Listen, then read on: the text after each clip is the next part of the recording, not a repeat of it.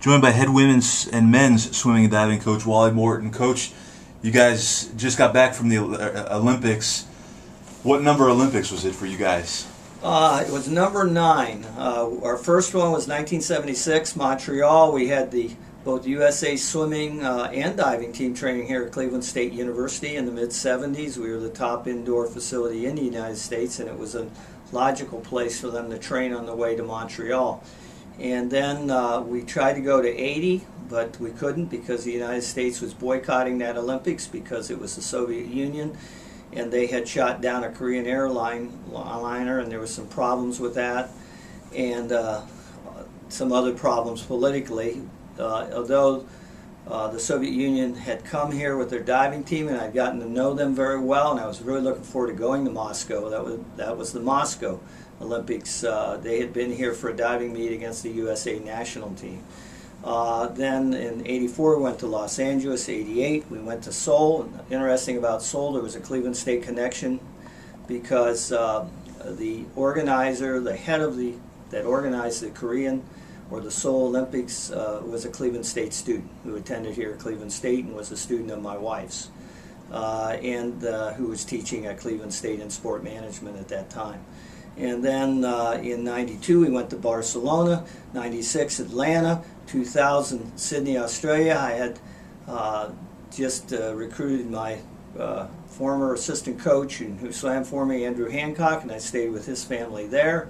And we had a swimmer that I helped coach here at Cleveland State named Diana Munns, who won a gold, silver, and bronze medal. And then in 2004, we had the Athens Olympics. 2008, Beijing. Beijing was a special place because my wife was working with the International Olympic Committee and also had taught over there for 6 weeks in Beijing. And then just recently, London, which was an incredible experience. You mentioned Beijing was a little special too. You also had a swimmer compete on the stage in Beijing. Yeah, I actually in Moscow I had a swimmer on my team participate because he was from Portugal, and he was an active member of our team, and he got 18th in the 100 free. In '80 we also had a swimmer make it for the USA Olympic team, and that was a boycott. And then in 2008 we had Nedim Nisic, who he represented Bosnia-Herzegovina, and he was an active member of our team, and that was really exciting. I think we had a good shot at having somebody in the Olympics from our team, but that was Mark DeShort, and Mark hurt himself, had an injury on a bicycle accident, and that kept him from maybe going to the Olympics and representing South Africa in the 10K Open, so that was disappointing.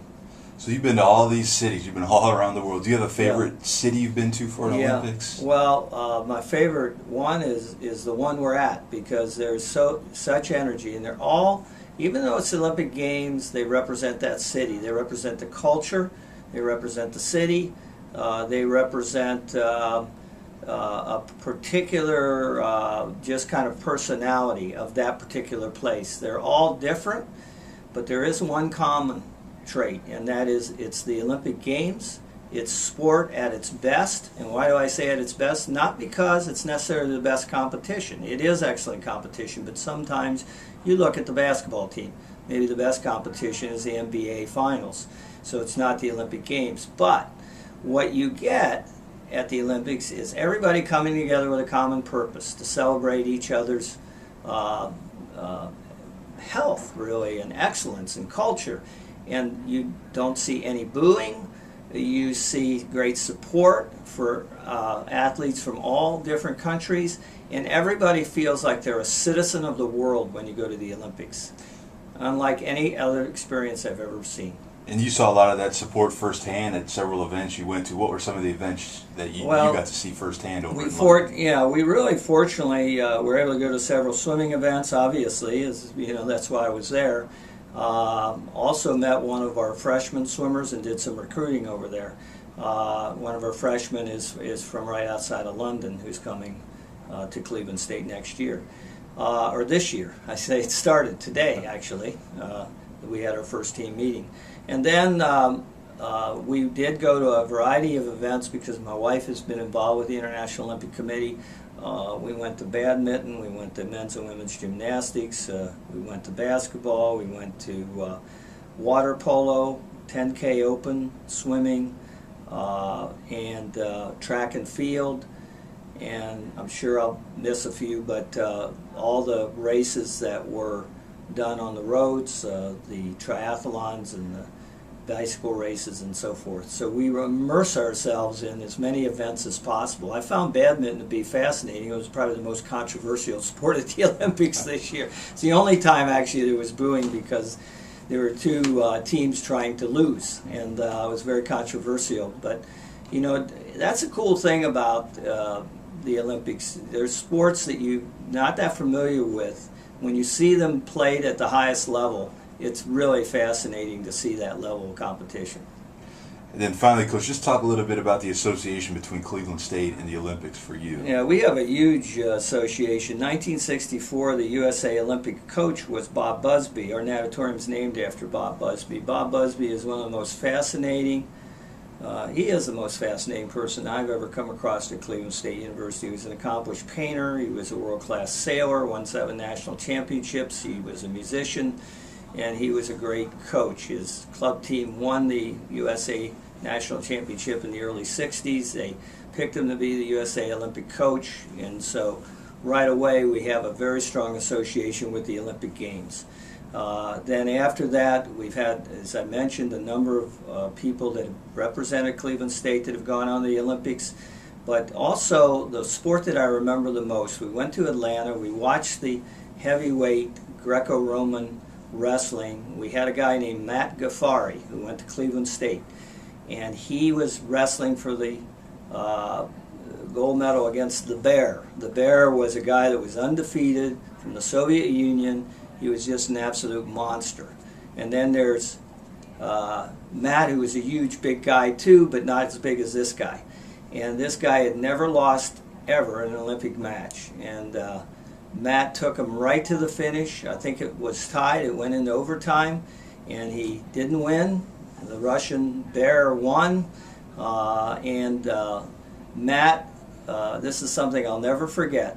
Matt put on a Cleveland State sweatshirt, and he ran around the arena, and then he took it off. You know how everybody does it with the American flag? He did it with Cleveland State.